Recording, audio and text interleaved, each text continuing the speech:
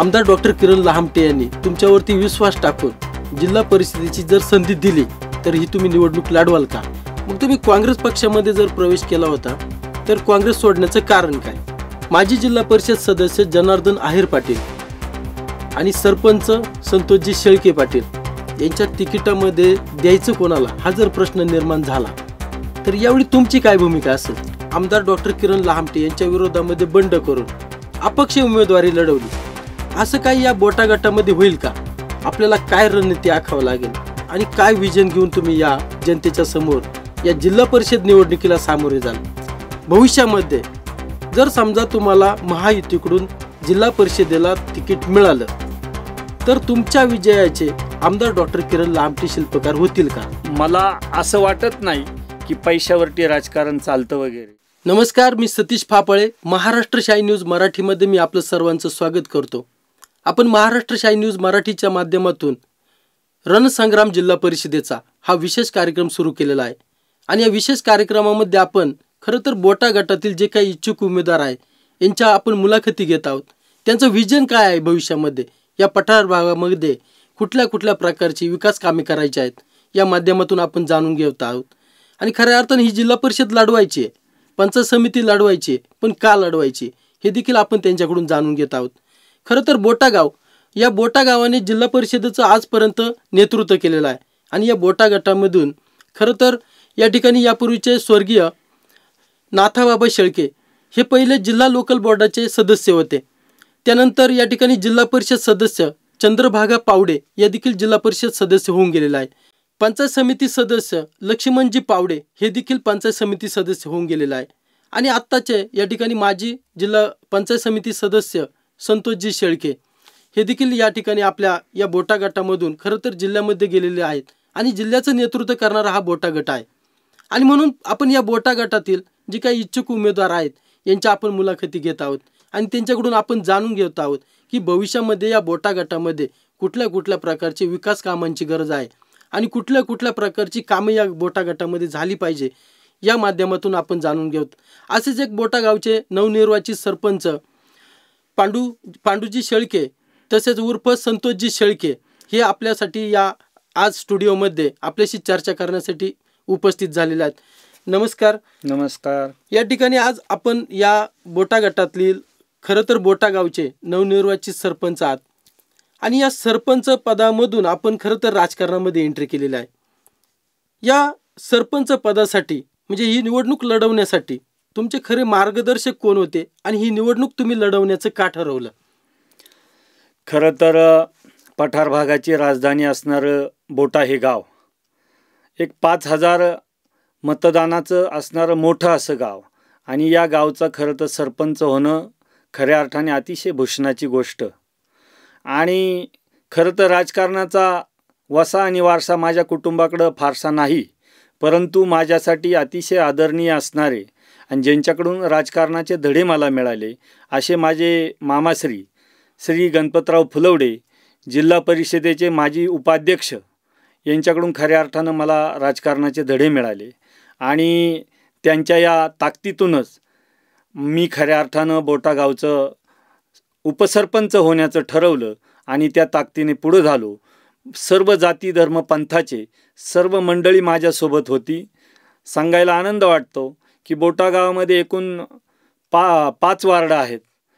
माझा वार्ड मी ज्या वार्डामध्ये राहतो तो 2 नंबरचा वार्ड आहे, परंतु मी 2 नंबरच्या वार्डामध्ये न लढता मी वार्ड क्रमांक 4 मध्ये लढण्यासाठी गेलो. तिथं माझे असणारे बोटा गावचे सर्व सहकारी, अतिशय काही थोर मंडळी, काही ज्येष्ठ मंडळी, अशी सर्व मंडळी एकत्रित झाली. त्यांनी मला भरघोस मतांनी निवडून दिलं आणि बोटेगावचा उपसरपंच होण्याचा मान या गावाने मला दिला. त्याबद्दल सर्वप्रथम मी बोटागावचं मनापासून आभार मानतो. आणि तुम्ही जो प्रश्न केला की आपण बोटागावचे सरपंच कसे झाला, तर ही सर्व ताकद माझे नवतरुण मित्रमंडळी असतील, ज्येष्ठ मंडळी असतील, या सर्वांच्या मदतीनं मी खऱ्या अर्थाने बोटागावचा सरपंच झालो. आपण बोटा गावचे सरपंच झालात, यानंतर बोटा गावामध्ये अनेक विकास कामे केली असतील. ही कुठल्या कुठल्या प्रकारची जी विकास कामे आहेत जे नागरिकांच्या फायद्याचे असतील किंवा या गावामध्ये काही योजना येतात त्या योजना कशा प्रकारे तुम्ही राबवल्या? सतीशराव, खरं सांगायचं तर माझ्या पाठीवर असा मोठा हात असा कोणाचा नव्हता, परंतु सांगायला आज आनंद वाटतो की मला जसं कळतंय तसं मी माझ्या जीवनामध्ये राष्ट्रवादीच्या विचारांचा मी स्वीकार केला आणि आत्ताही मी आत्तापर्यंत राष्ट्रवादीमध्येच राहिलो, कधी पक्षबदल केला नाही, स्थिर काम केलं. आणि या ठिकाणी डॉक्टर किरणजी लहामटे साहेब, अकोले तालुक्याचे दमदार आमदार डॉक्टर किरणजी लहामटे साहेब यांच्या संपर्कात आलो आणि आमदार साहेबांनी माझ्यावर मोठा विश्वास टाकून या ठिकाणी माझ्या बोटा गावामध्ये एकूण 35 कोटी रुपयाचा निधी साहेबांच्या माध्यमातून माझ्या बोटे गावाला मी आणू शकलो, याचा मला या ठिकाणी सार्थ अभिमान आहे. आणि खरं सांगायला आज आनंद वाटतो की बोटा गावातील जे ग्रामदैवत कचेश्वर मंदिर आहे, त्या कचेश्वर मंदिरामध्ये 55 लाखाचा सभामंडप असेल, आमच्या मुस्लिम बांधवांसाठी 55 लक्ष रुपयाचा शादीखाना असेल, त्याचबरोबर जिल्हा परिषद प्राथमिक शाळेमध्ये 25 लक्ष रुपयाची शाळेच्या वर्गखोल्या असतील, त्याचबरोबर माझ्या बोटा गावातील माळवाडी वस्तीमध्ये एक सभामंडप असेल, केळवाडी वस्तीमध्ये अनेक रस्ते असतील, पुलांची कामं असतील, त्याचबरोबर सर्वात महत्त्वाचं आणि संपूर्ण पठार भागाला पठार भागासाठी वरदान म्हणजे ग्रामीण रुग्णालयाची निर्मिती बोटा गावामध्ये मी माझ्या कागदपत्रांच्या पुरवठ्याने आणि आमदारांच्या ताकदीने ग्रामीण रुग्णालय बोटा गावामध्ये आणू शकलो, याचा मला सार्थ अभिमान आहे की ज्या ठिकाणी अनेक गोरगरिबांची कोट्यवधीची खर्च त्या ठिकाणी वाचून ग्रामीण रुग्णालयातून अनेक आजारी माणसं, अनेक दुःखी माणसं त्या ठिकाणी बरी होऊन बाहेर पडणार आहेत. एकूण सगळा 35 कोटीचा निधी मी बोटा गावासाठी त्या ठिकाणी आणू शकलो.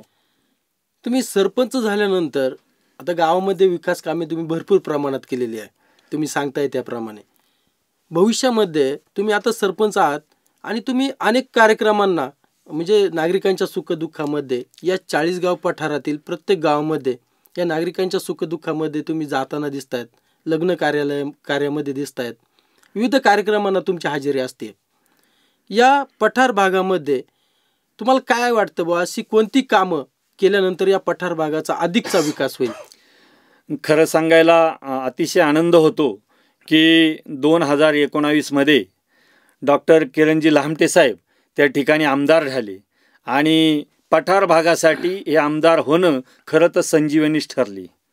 अतिशय वृक्ष वाळवंट झालेला संपूर्ण पठार भाग फुलवण्याचं काम, त्या ठिकाणी नवचैतन्य निर्माण करण्याचं काम खऱ्या अर्थानं डॉक्टर किरणजी लहामटे साहेबांनी या ठिकाणी पठार भागामध्ये केलं.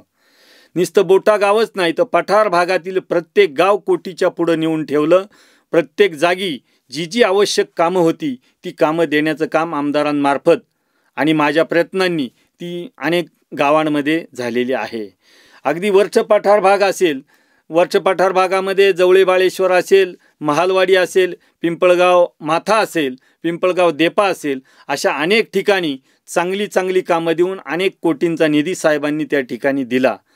तरी पण पठार भागावरती खऱ्या अर्थाने जो पाणी प्रश्न आहे, पिण्याच्या पाण्याचा प्रश्न आहे, हा ज्वलंत प्रश्न सोडवण्याचं काम आमदार साहेबांमार्फत आम्ही सर्व नवतरुण युवक या ठिकाणी करणार आहोत. त्याचबरोबर बोटा गावामध्ये जी कच नदी वाहते, या कच नदीवरती एक बंधारा जर झाला, त्या भिलचोंडी म्हणून एक वस्ती आहे, तिथं एक धरणाची साईट आहे आणि ते काम जर झालं तर निम्मा पठार भाग आणि निम्म्या पठार भागाची शेती पाण्याखाली आल्याशिवाय राहणार नाही. त्यामुळे ते भिलचोंडीचं धरण असेल, वरच्या पठाराला पिण्याचा पाण्याचा प्रश्न असेल, ते साहेबांनी सांगितलेलं आहे की गोडबोले गेट या ठिकाणी तयार करून वरच्या पठाराचा पाणी प्रश्न आपण सर्वजण मिटवणार आहेत असा शब्दही त्या ठिकाणी साहेबांनी दिला आहे. आणि ही कामं करणं मला वाटतं सगळ्यात जास्त गरजेचं आहे. आणि मला वाटतं त्यापैकी आणखीन एक गोष्ट महत्त्वाची म्हणजे ग्रामीण रुग्णालयातून अनेक पेशंटांची गरज त्या ठिकाणी भागवली जाणार आहे. जे लोकांना त्या ठिकाणी लोणीला जावं लागायचं, संगमनेरमध्ये दवाखान्यासाठी जावं लागायचं. इकडं पलीकडं पाहिलं तर मंचर या ठिकाणी, आळेफाटा या ठिकाणी पेशंटला घेऊन जावं लागायचं. ती गरज मला वाटतं आता संपणार आहे. बोटे गावातील ग्रामीण रुग्णालय हे आमच्यासाठी ठरलेले एक वरदान आहे आणि अशी सर्व महत्त्वाची कामं पुढे नेण्याचं काम आम्ही या ठिकाणी करणार आहोत. संतोषजी, आता एक पुढचा प्रश्न असा आहे की तुम्ही अकोले तालुक्याचे विद्यमान आमदार डॉक्टर किरण लहामटे यांचे बोटा गटामधून अतिशय निकटवर्ती आहात. म्हणजे त्यांचे तुमचे संबंध चांगल्या प्रकारचे आहेत आणि बोटा गटामध्ये कामं करताना देखील तुम्ही त्यांच्याबरोबर किंवा कुठल्या कार्यक्रमाला जाताना त्यांच्याबरोबर सतत दिसत असतात. उद्या भविष्यामध्ये जिल्हा परिषदेची निवडणूक आहे आणि या निवडणुकीमध्ये जर समजा आमदार डॉक्टर किरण लहामटे यांनी तुमच्यावरती विश्वास टाकून जिल्हा परिषदेची जर संधी दिली तर ही तुम्ही निवडणूक लढवाल का? सतीशजी, या प्रश्नाचं मी खऱ्या अर्थाने स्वागत करतो की लहामटे साहेबांची मागची पंचवार्षिक असेल, आत्ताची निवडणूक असेल, आम्ही सर्व कार्यकर्त्यांनी अतिशय जीव ओतून काम त्या ठिकाणी केलेलं आहे. आपण निवडणुकीचा निकाल पाहिला असेल. पठार भागातून साहेबांना भरभरून असं मतदान त्या ठिकाणी झालं. आम्हाला अनेक मोठमोठ्या व्यक्तींचा, पदस्थ व्यक्तींचा विरोध असताना देखील आमची जी सर्वसामान्य मुलं होती, जी सर्वसामान्य तरुण वर्ग होता, तो माझ्यासोबत ठाम राहिला आणि त्या निवडणुकीमध्ये भरघोस असं मतदान साहेबांना त्या ठिकाणी टाकण्यास आम्ही समर्थ ठरलो आणि त्यामुळे साहेबांचा विश्वास आमच्यावर आणखीन त्या ठिकाणी दृढ झालेला आहे. आणि जर का तुम्ही म्हणता तसं साहेबांनी झेडपीची संधी मला दिली तर हे उदाहरण जसं लहामटे साहेबांच्या बाबतीत लागू होतं की साहेबांना 2019मध्ये ते एक जिल्हा परिषद सदस्य असताना आमदारकी लढले आणि त्या ठिकाणी निवडून आले. त्यांना जी संधी खऱ्या अर्थानं या सर्व गावांनी दिली, त्या संधीचं जसं सोनं साहेबांनी केलं, अगदी त्याच पद्धतीनं मला जर त्यांनी झेडपी लढायची साहेबांनी संधी दिली तर मी सुद्धा मिळालेल्या संधीचं सोनं करून त्या ठिकाणी आमदार निधी प्लस झेडपीचा निधी या दोन्ही निधींमधून संपूर्ण पठार भागाचा विकास केल्याशिवाय राहणार नाही, असा शब्द या मुलाखतीच्या निमित्तानं मी आपणाला देतो. आता यापूर्वी या बोटा गटामधून माजी जिल्हा परिषद सदस्य जनार्दन आहेर पाटील यांनी देखील 2 पंचवार्षिक त्यांच्या स्वभावगीते आणि त्यांनी अशा 10 वर्ष त्यांनी या बोटा गटावरती वर्चस्व आपलं कायम ठेवलेलं आहे आणि त्यांचं देखील राज्याचे उपमुख्यमंत्री अजित पवार यांच्याशी चांगल्या प्रकारचे संबंध असल्याचे दिसून येते. भविष्यामध्ये आमदार डॉक्टर किरण लहामटे त्यांच्याशी तुमचे संबंध चांगले आहे, परंतु भविष्यामध्ये माजी जिल्हा परिषद सदस्य जनार्दन आहेर पाटील आणि सरपंच संतोषजी शेळके पाटील यांच्या तिकिटामध्ये द्यायचं कोणाला, हा जर प्रश्न निर्माण झाला तर यावेळी तुमची काय भूमिका असेल? मला असं वाटतं जनार्दन भाऊ हे तसं पाहिलं तर माझे अतिशय जवळचे मित्र आहेत. 2 पंचवार्षिक त्यांच्यासाठी मी स्वतः झटलेला त्यांचा एक कार्यकर्ता आहे. मला त्यांच्याबद्दल आदरच आहे, त्याबद्दल काय वाद नाही. बोटा गाव असेल, बोटाच्या गावालगतची जी सर्व गावं असतील, या सर्व परिसराने जनाभाऊंना 2दा संधी दिली. त्या संधीचं भाऊंनी सोनंही केलं. आपल्याला काय म्हणायचं नाही. तिसऱ्यांदा जनाभाऊंनी त्यांनी एक माणूस सुचवला, त्यांच्या पाठीमागं आम्ही खंबीर उभं राहिलो आणि खऱ्या अर्थानं जनाभाऊंचा शब्द कधी पडून दिला नाही. परंतु एक नवीनांना सुद्धा संधी मिळावी अशी माझी इच्छा आहे वैयक्तिक. आणि खरं सांगायचं झालं तर बोटागाव मला वाटतं आज 27 वर्ष कंप्लीट झाली. बोटागाव गण आणि गट असून देखील, सर्वात मोठं गाव असून देखील बोटा गावाला आजपर्यंत 27 वर्षामध्ये एकदाही संधी मिळाली नाही. तर सगळ्या गावांनी मिळून आणि मला वाटतं या गण आणि गटाच्या गावाला मदत करावी अशी मी सर्वांना खऱ्या अर्थाने जर संधी मिळाली तर सर्वांनी मला मदत करावी अशी सर्वांना मी विनंती करीन. आणि तुम्ही जो प्रश्न मांडला की जनार्दन आहेर पाटील खऱ्या अर्थाने अजितदादांच्या जवळ आहे, मी लहामटे साहेबांच्या जवळ आहे, पण मला सांगायला आनंद वाटतो, मला जसं कळतंय तसं मी पहिल्यापासून अगदी राष्ट्रवादीचं काम प्रामाणिकपणे केलेलं आहे. याचं उत्तर लहामटे साहेबही देतील का मी कशा पद्धतीनं कसं काम केलं आहे, याचं उत्तर लहामटे साहेबसुद्धा देतील. माझे आदरणीय सख्खे मामा गणपतराव फुलवडे साहेब हे सुद्धा दादांच्या अतिशय जवळचे सहकारी आहेत आणि त्यांच्याही सहकार्याने हे तिकीट मला मिळेल अशी इच्छा मी या ठिकाणी आमदार साहेबांकडे करतो. संतोषजी, आता पुढचा प्रश्न असा आहे की तुम्ही 2021 सरपंच झालात बोटा गावचे. त्यानंतर तुम्ही या बोटा गटाचे माजी जिल्हा परिषद सदस्य अजयजी फटांगरे यांच्याबरोबर देखील तुमचं फिरणं झालेलं आहे. म्हणजे विविध कार्यक्रमामध्ये तुम्ही सोबत दिसलेले आहात. त्यानंतर एक मुंबईमध्ये या तालुक्याचे माजी मंत्री बाळासाहेब थोरात यांच्या समवेत म्हणजे यांच्या उपस्थितीमध्ये तुमचा काँग्रेस पक्षामध्ये प्रवेश झाला असे त्याचे फोटो व्हायरल झाले होते. मग तुम्ही काँग्रेस पक्षामध्ये जर प्रवेश केला होता तर काँग्रेस सोडण्याचं कारण काय? असं काही झालं नाही. मी सर्वप्रथम आपणा सर्वांना आठवण करून देतो की मी मागाशी जसं म्हटलो की मला जसं कळतंय तसं मी राष्ट्रवादी पक्षाचे विचार माझ्या डोक्यामध्ये आहेत आणि राष्ट्रवादीचंच काम केलेलं आहे. परंतु आमच्या संपूर्ण पठार भागाची अशी अवस्था आहे की आमदारकीसाठी मतदान अकोल्याला आहे आणि सर्व शासकीय कामं ही आमचा तालुका संगमनेर असल्यामुळं सर्व शासकीय कामं ही तालुक्यामध्ये होत असतात. त्यामुळं बऱ्याचदा संगमनेर तालुक्याशी आमचा घनिष्ठ संबंध येत असतो. फक्त मतदानापुरताच संबंध अकोले तालुक्याशी येत असतो, आमदारांशी येत असतो. त्यामुळं आम्हाला तो खऱ्या अर्थानं पठार भागाला तो समन्वय साधावा लागतो. आणि राहिला प्रश्न अजयभाऊंसोबत आम्ही बऱ्याचदा कामानिमित्तानं झालं असेल. अजयभाऊ जिल्हा परिषद सदस्य राहिलेले आहेत. अतिशय चांगल्या पद्धतीचं काम अजयभाऊंनी त्या ठिकाणी केलेलं आहे. त्यांचंसुद्धा मी मनापासून स्वागत करतो. बोटेगावामध्ये जास्तीत जास्त कामं कशी आणता येतील या संदर्भात मी अजयभाऊंसोबत फिरलो. आणि तुम्ही म्हटले की थोरात साहेबांकडे मुंबईला आम्ही भेटायला गेलो होतो. तो काय पक्षप्रवेश नाही. मला थोरात साहेबांबद्दल भरपूर सारा आदर माझ्या मनामध्ये आहे आणि त्यांचा आशीर्वाद घेण्यासाठी त्या ठिकाणी गेलो होतो. म्हणजे मी पक्षप्रवेश केला असा त्याचा अर्थ होत नाही. आता बोटा गटामध्ये आपण जिल्हा परिषद लढवू इच्छित आहात. बोटा गटामधून माजी पंचायत समिती सदस्य संतोषजी शेळके हे देखील भाजप पक्षाकडून एक निवडणूक लढवण्याची तयारी त्यांची चालली आहे असं दिसून येत आहे. भविष्यामध्ये आता महायुतीमध्ये तुम्ही पण इच्छुक आहात आणि संतोषजी शेळके पण इच्छुक आहात.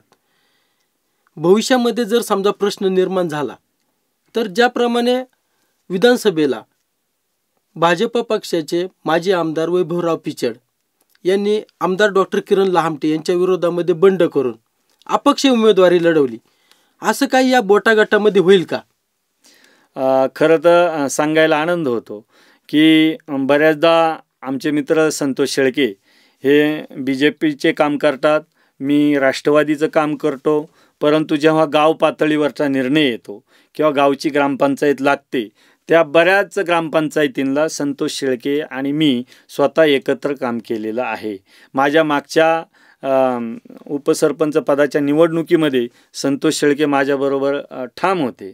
परंतु तुम्ही जो प्रश्न केला, खरं तर महायुती सरकार एकत्र लढेल अशी अपेक्षा आहे. परंतु त्याही पलीकडं काही वेगळं झालं तर संतोष शेळके आणि मी तसा जवळचा मित्र आहे. तर आम्ही सगळेजण गाव पातळीवर बैठक लावून गाव जो निर्णय देईल तो निर्णय आम्ही स्वीकारू आणि आमचे आमदार ज्या पद्धतीनं सांगतील त्या पद्धतीने आम्ही पुढे होऊ. असं या प्रश्नाचं उत्तर सोपं आहे असं मला वाटतं.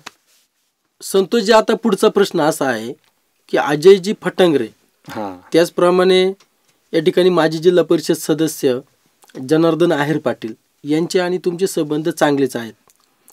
त्यामध्ये महाविकास आघाडी या पक्षाकडून आता सध्या माजी जिल्हा परिषद सदस्य अजयजी फटांगरे त्याचप्रमाणे गौरवजी डोंगरे हे देखील इच्छुक आहेत, ते सुद्धा दिसत आहेत.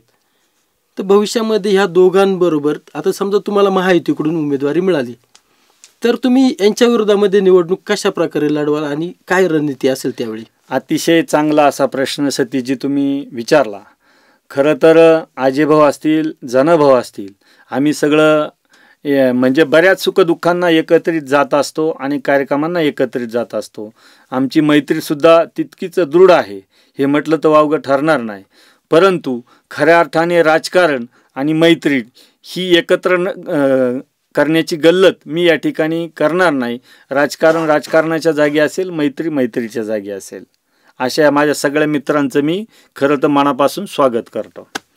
आता जिल्हा परिषद बोटा गट या बोटा गटामध्ये अनेक उमेदवार नवतरुण देखील इच्छुक दिसत आहेत. त्यामध्ये जुने जाणते देखील दिसतात. त्याच्यामध्ये आत्ताचे माजी जिल्हा परिषद सदस्य अजयजी फटांगरे असतील, त्यानंतर माजी जिल्हा परिषद सदस्य जनार्दन आहेर पाटील असतील. आता भाजपकडून एक नवा चेहरा समोर येतोय, शैलेशजी फटांगरे, ते देखील इच्छुक आहेत. त्यानंतर या ठिकाणी गौरवजी डोंगरे हे देखील इच्छुक आहेत. त्यानंतर आपल्याकडं या भागामध्ये जालिंदरजी गागरे, आंबीदुमाला गावचे नवनिर्वाचित सरपंच, हे देखील इच्छुक दिसतात. त्यांनी देखील या बोटा गटाच्या पठार भागामध्ये अनेक कार्यक्रमांमध्ये हजेरी लावतात. चांगल्या प्रकारे त्यांनी देखील संघटन बनवलेलं आहे. आणि त्यानंतर आपली पंचायत समिती, माजी पंचायत समिती सदस्य संतोषजी शेळके हे देखील दिसतात. म्हणजे यातील काही जे काही उमेदवार आहेत यांच्याकडं एक निवडणूक, दोन निवडणूक लढवण्याचा त्यांच्याकडं अनुभव आहे. आणि या अनुभवावरती ते पुन्हा एकदा या मैदानामध्ये दिसतील. परंतु आपल्याकडे देखील सरपंच पदाचा ग्रामपंचायत लढवण्याचा आपल्याकडे देखील अनुभव आहे.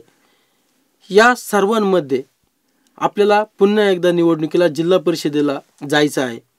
कशा प्रकारची रणनीती असेल आणि या सर्वांमध्ये आपण काय व्हिजन घेऊन जाल? खरं तर सतीशजी, तुम्ही अतिशय चांगला प्रश्न या ठिकाणी मांडला, त्याबद्दल सर्वप्रथम तुमचं स्वागत करतो. प्रश्न राहिला महायुती आणि महाविकास आघाडी. तर महायुतीमध्ये असणारे जे आमचे मित्र शैलेशजी आहेत, त्याचबरोबर संतोष शेळके आहेत, ही सगळी मंडळी एका विचाराची आहेत. आमच्या तिघांमध्ये कुठलीही दुफळी त्या ठिकाणी मला तरी दिसत नाही. आमच्या चर्चेअंतर्गत असं ठरलेलं आहे, आदरणीय विखे साहेब असतील, लहामटे साहेब असतील, खताळ साहेब असतील, ही तिन्ही मंडळी जो काही निर्णय घेतील त्या निर्णयाला आम्ही बांधून असणार आहोत. मग तिघां मिळून जो उमेदवार दिला जाईल त्या उमेदवाराच्या पाठीमागं आम्ही सगळी मंडळी त्या ठिकाणी राहणार आहोत, असं मला या ठिकाणी वाटतं. मागच्या निवडणुकीला आपण पाहतो या ठिकाणी गागरे बंधूंचे बबनराव गागरे यांचा त्या निवडणुकीमध्ये पराभव झाला. त्यानंतर या ठिकाणी आंबीदुमाला गावची निवडणूक लढवत जालिंदरजी गागरे यांनी हे लोकनियुक्त सरपंच झाले. अगदी त्या ठिकाणी मंत्र्यांच्या शपथविधीला लाजवला असं त्यांनी शपथविधी केला.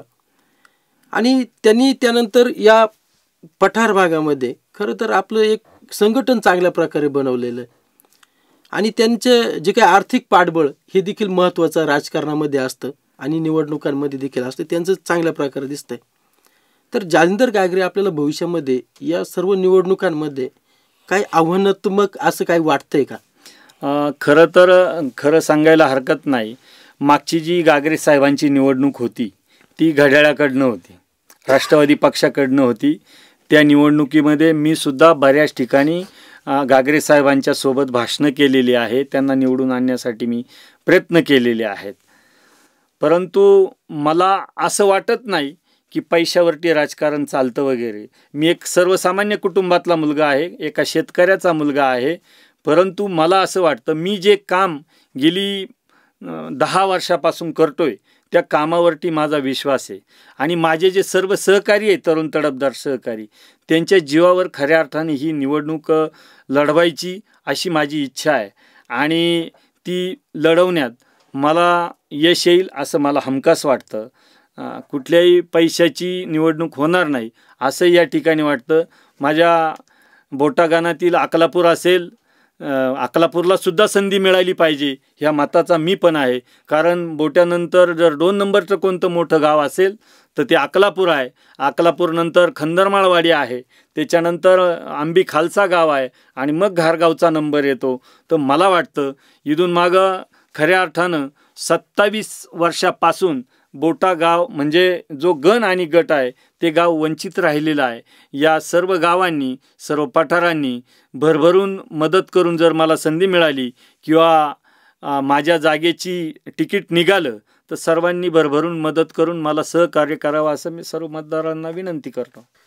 संतोषजी, आता पुढचा प्रश्न असा आहे की आपण सरपंच असताना जी काही प्रशासकीय जे निधी आहे तो येतच असतो, परंतु आपल्या माध्यमातून नागरिकांसाठी कुठल्या प्रकारच्या योजना, काय विकास कामे किंवा त्यांना काय मदत केली तुम्ही, म्हणजे जे नागरिक तुमच्यावरती समाधानी आहेत? खऱ्या अर्थाने जेव्हा उपसरपंच होण्याआधी मी ग्रामपंचायत सदस्य होतो त्यावेळेस 2019-20 मध्ये जेव्हा कोरोनासारखी परिस्थिती त्या ठिकाणी येऊन ठाकली त्यावेळेस स्वतःच्या जीवाची पर्वा न करता माझी जी 4 व्हीलर होती ती बोटा गावासाठी ॲम्ब्युलन्स बनवून टाकली आणि प्रत्यक्ष पेशंट नेण्याचं कामसुद्धा त्या ठिकाणी मी केलेलं आहे. आणि माझी ही धडाडी पाहून खऱ्या अर्थानं 2021मध्ये गावाने मला उपसरपंच बनवलं आणि त्या उपसरपंच पदाला न्याय देत असताना खऱ्या अर्थानं जे डोळ्यासमोर आमच्या ग्रामपंचायतीने ध्येय ठेवलं की प्रत्येकाच्या जीवनाचा जो पाया असतो तो म्हणजे शिक्षण, आणि शिक्षण क्षेत्रात म्हणजे प्राथमिक शाळांमध्ये आपल्याला काय काय चांगले बदल करता येतील ते बदल करण्याचं काम प्रामुख्याने आम्ही त्या ठिकाणी केलं. त्याचं जर उदाहरण द्यायचं म्हटलं तर बोटा गावची जी प्राथमिक शाळा आहे या प्राथमिक शाळेला जवळजवळ ₹5 कोटी देऊन ही प्राथमिक शाळा संगमनेर तालुक्यामध्ये नंबर 1ची प्राथमिक शाळा करण्याचं काम मी आणि माझ्या ग्रामपंचायत सर्व सदस्यांनी केले असं म्हटलं तर वावगं ठरणार नाही. नुसती बोटा गावचीच प्राथमिक शाळा नाही तर बोटा गावाअंतर्गत येणारी माळवाडीची शाळा असेल, केळेवाडीची शाळा असेल, वडदऱ्याची शाळा असेल, त्याचबरोबर तळपेवाडीची शाळा असेल, या सर्व शाळांना 50 लाखाच्या पुढचा निधी आम्ही त्या ठिकाणी शाळांना दिलेले आहे. अनेक रस्ते असतील, अनेक लाईटीच्या संदर्भातली कामं असतील, ही सर्व कामं करण्याचं काम मी त्या ठिकाणी केलेलं आहे. आणि सगळ्यात जवळचा आणि निकडीचा प्रश्न म्हणजे गावाला पाणी पुरवणं ही सगळ्यात महत्त्वाची गरज आहे की जी उन्हाळ्यामध्ये त्या ठिकाणी विहिरीला पाणी कमी पडत असतं आणि गावाची पाण्याची गरज भागवणं अतिशय म्हणजे काट्यावरची कसरत असते आणि ती कसरतसुद्धा स्वतः मी केलेली आहे. वेळ प्रसंगी जर मुलं त्या कामाला भेटली नाही तर स्वतः विहिरीत उतरून त्या ठिकाणी मोटारी ओढणं, मोटारी ट्रॅक्टरमध्ये टाकणं, ही सगळी कामं स्वतः, आपण सरपंच आहोत, आपण उपसरपंच आहोत हे विसरून स्वतः अनेक कामं त्या ठिकाणी मी स्वतः केलेली आहे. आणि मी माझ्या पद्धतीनं गावाला न्याय देण्याचं काम त्या ठिकाणी केलेलं आहे. प्लस आमदारांच्या निधीतून सुद्धा 35 कोटी बोटा गावाला आणून देण्याचं काम मी त्या ठिकाणी केलं आहे. आणि जर का मला आमदार साहेबांनी माझ्या डोक्यावरती हात ठेवून मला झेडपीचं तिकीट दिलं आणि तर मी त्या संधीचं सुद्धा सोनं केल्याशिवाय राहणार नाही. प्रत्येक गावाला आमदारांचा निधी आणि झेडपीचा निधी असा दोन्ही निधी मिळून संपूर्ण पठार भाग फुलवण्याचं काम त्या ठिकाणी मी करीन असं या मुलाखतीच्या दरम्यान मी आपणा सर्वांना शब्द देतो. आता तुम्ही सरपंच पदाचा एक अनुभव घेतलेला आहे, ती निवडणूक पण लढवलेली आहे, परंतु जिल्हा परिषद ही जी काही निवडणूक आहे ही सोपी नाही. यामध्ये अनेक चांगल्या प्रकारचे जे काही उमेदवार आहे त्यांनी चांगल्या प्रकारे मैदान गाजवलेलं आहे आणि त्यांना त्याचा अनुभव देखील आहे. यामध्ये आपल्याला एक चांगल्या प्रकारचे बलाढ्य उमेदवार देखील आपल्या भविष्यामध्ये आपल्या पुढे दिसत आहेत. परंतु आपल्याला ह्या जिल्हा परिषदेच्या या रणांगणामध्ये उतरताना आपल्याला काय रणनीती आखावं लागेल आणि काय विजन घेऊन तुम्ही या जनतेच्या समोर या जिल्हा परिषद निवडणुकीला सामोरे जाल? खरं तर ही निवडणूक एका शेतकऱ्याच्या कुटुंबातील मुलाची होणार आहे, परंतु माझ्यापेक्षा माझे जे सर्व सवंगडी आहेत, जे सर्व सहकारी आहेत, यांच्या जीवावरती मी ही निवडणूक लढणार आहे. सर्वजण बलाढ्य आहेत, त्या सगळ्यांमध्ये मीच कमी आहे असं म्हटलं तर वावगं ठरणार नाही. परंतु माझं एक त्या अर्जुनाप्रमाणे ध्येय आहे. जसं त्याने अचूक नेमाने त्या माशाचा डोळा छेदला त्याप्रमाणे सर्व ताकद पणाला लावून आम्ही सर्व सवंगडी ही निवडणूक पुढे नेणार आहोत. संतोषजी, आता शेवटचा प्रश्न असा आहे की आताच नुकतीच विधानसभा या ठिकाणी पार पडली आणि अकोले तालुक्याचे विद्यमान आमदार डॉक्टर किरण लहामटे यांची तुम्ही अतिशय निकटवर्ती आहात. ह्या निवडणुकीमध्ये तुम्ही ते दाखवून दिले. खरं तर त्यांना निवडून आणण्यासाठी तुम्ही अतिशय मोठ्या प्रमाणामध्ये ताकद लावली म्हणण्यापेक्षा जे काही माजी या ठिकाणी सदस्य वगैरे आहेत, जिल्हा परिषद सदस्य असतील किंवा पंचायत समिती सदस्य असतील किंवा प्रत्येक गावातील एक राजकारणी मोठ्या प्रकारचं या राजकारणामध्ये आणि या बोटाघाटावरती वर्चस्व असणारे नेते मंडळी असतील, ते बरेचसे आमदार डॉक्टर किरण लहामटे यांच्या विरोधामध्ये आतून काम करत होते. परंतु त्यांना तुम्ही आमदारांना निवडून आणण्यासाठी खऱ्या अर्थानं ताकद लावून कुठल्याही ताकदीला किंवा कुठल्याही बलाढ्य ताकदीला न झुकता तुम्ही आमदार डॉक्टर किरण लहामटे यांना बोटाघाटातून मोठं लीड मिळवून दिलं. आणि खरं तर या बोटाघाटामधले तुम्ही आमदार किरण लहामटे यांच्या विजयाचे खरे शिल्पकार आहात. भविष्यामध्ये जर समजा तुम्हाला महायुतीकडून जिल्हा परिषदेला तिकीट मिळालं तर तुमच्या विजयाचे आमदार डॉक्टर किरण लहामटे शिल्पकार होतील का? अतिशय चांगला प्रश्न सतीशजी तुम्ही विचारला. खरं तर सांगायला हरकत नाही, मागची जी निवडणूक होती, अकोले तालुका अतिशय डोंगरमय असा सारा परिसर आहे, खूप मोठा तालुका आहे आणि एवढं सगळं निवडणुकीच्या दरम्यान आमदारांना पळणं बऱ्याच जागी शक्य पण नव्हतं. परंतु साहेबांनी माझ्यावर सार्थ असा विश्वास टाकला. शेवटचा जो कालावधी होता महिनाभराचा, त्या पूर्ण महिनाभरामध्ये आमदार साहेब फक्त एक दिवस पठार भागावरती आले होते. बाकीची सगळी धुरा त्यांनी माझ्यावरती सोपवली होती, सगळा विश्वास माझ्यावरती टाकला होता. आणि आमदारांच्या सौभाग्यवती पुष्पाताई लहामटे ह्या माझ्यासोबत होत्या. बऱ्याच जागी साहेबांच्या परस्पर आम्ही चांगल्या सभा लावून त्या चांगल्या पद्धतीने हँडलसुद्धा केल्या. अनेक दिग्गजांचा खऱ्या अर्थाने लहामटे साहेबांना त्या ठिकाणी विरोध होता, परंतु जनता शेवटी सत्य स्वीकारते.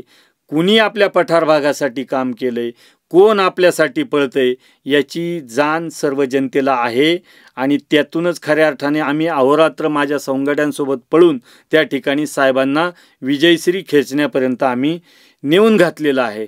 राहिला पुढचा प्रश्न, तुम्ही असं म्हटलेत की तुम्ही साहेबांच्या विजयाचे शिल्पकार आहात.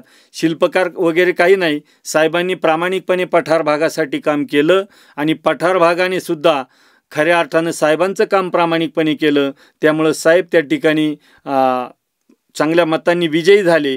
परंतु तुम्ही जो दुसरा प्रश्न विचारला की लहामटे साहेब तुमच्या झेडपीच्या निवडणुकीमध्ये तुमच्या विजयाचे शिल्पकार राहतील का, तर त्याचं उत्तर माझ्याकडून असं आहे, तो माणूस माझ्यासाठी देव माणूस आहे आणि माझ्या सगळ्या प्रक्रियेत ते अगदी हृदयापासून या सगळ्या प्रक्रियेत राहतील. झालाच विजय तर साहेब माझ्यासोबत तेच म्हणजे शिल्पकार साहेबच राहतील असं मला या ठिकाणी वाटतं. तर आता आपण पाहिलं, खरं तर बोटा गावचे सरपंच संतोषजी शेळके उर्फ पांडुरंग शेळके ह्या आपल्या जिल्हा परिषदेचा रणसंग्राम या विशेष कार्यक्रमामध्ये त्यांनी दिलखुलास अशा चर्चा केलेल्या आहेत आणि तुर्तास आपण त्यांना आता सध्या या जिल्हा परिषदेच्या निवडणुकीसाठी शुभेच्छा देऊया आणि पुढील वाटचालीसाठी देखील त्यांना शुभेच्छा देऊया. आपण असाच हा कार्यक्रम यापुढे देखील पाहत राहणार आहोत आणि जिल्हा परिषदेचा रणसंग्राम या महाराष्ट्र शाही न्यूज मराठीच्या या कार्यक्रमामध्ये आपण यापुढे देखील या बोटा गटामध्ये अजून कोण इच्छुक उमेदवार आहे, त्यांचं विजन काय आहे आणि खरं तर या बोटा गटातली जी काही जिल्हा परिषद आहे ही कशा प्रकारे रंगणार आहे हे आपण पाहत राहणार आहोत या कार्यक्रमाच्या माध्यमातून. तुर्ताच आपण या ठिकाणी थांबतोय. जय हिंद. जय हिंद. महाराष्ट्र शाही न्यूज मराठी, बातमी मागची बातमी, शोध सत्याचा.